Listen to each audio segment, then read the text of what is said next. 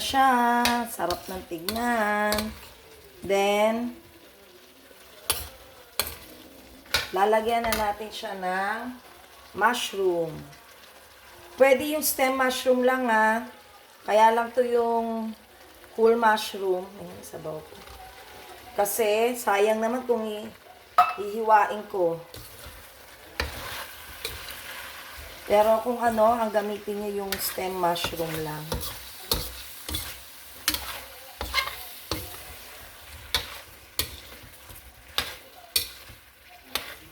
Okay, so hintayin lang natin uling maluto yung mushroom natin. Okay, then lalagyan na natin siya ng butter. Oh.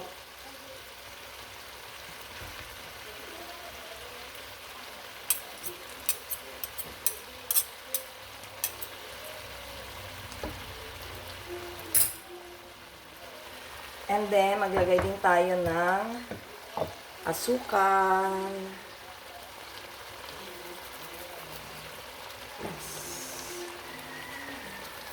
Okay. So, ayan, haluin lang natin.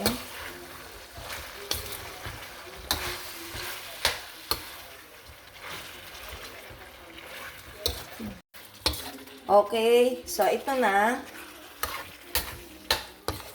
Lalagay na natin yung ating pinritong bawang.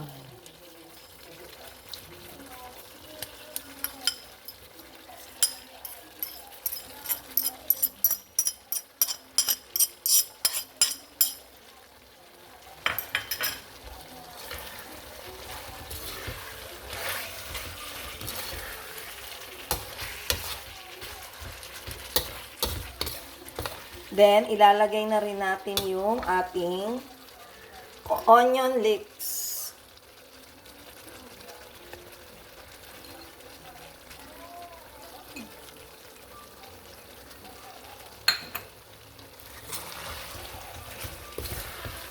Okay.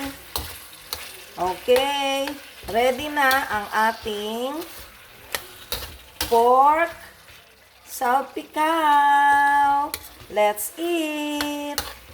Okay, it's tikiman time. Kuha tayo. Dapat may rice eh. So, ito. Kuha tayo. Lagyan natin ng mushroom. Yung. Masarap to talaga pag may kasamang rice. Kasi, kitang-kita nyo naman malasa siya. So, hindi ko makain dahil mainit.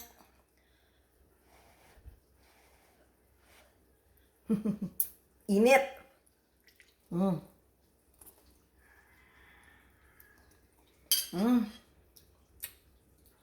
Sarap.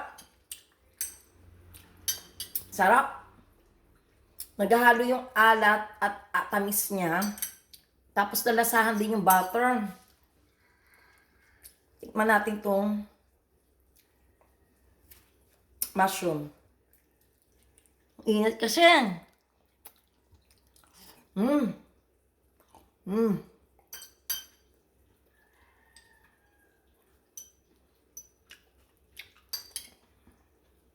Sarap. Malasa, masarap to lalo na yung pag mainit yung kanin, tapos ilalagay nyo siya, isasapaw nyo siya. Perfect talaga siya. Ang sarap, even